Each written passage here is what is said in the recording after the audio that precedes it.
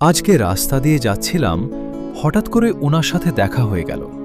তখন উনি আমাদেরকে একটা সুঁই দেখালেন। প্রথমে দেখে মনে হলো সাধারণ একটা সুঁই, কিন্তু এটা দিয়ে যে এত সুন্দর সুন্দর ডিজাইন করা যায় সেটা আগে জানতাম না।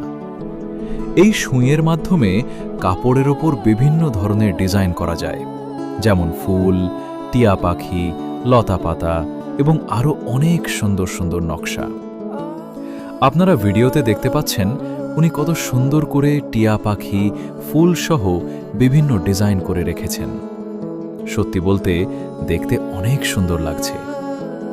আর এই সুঁইয়ের দামও খুব বেশি না, প্রতি পিস মাত্র 50 টাকা।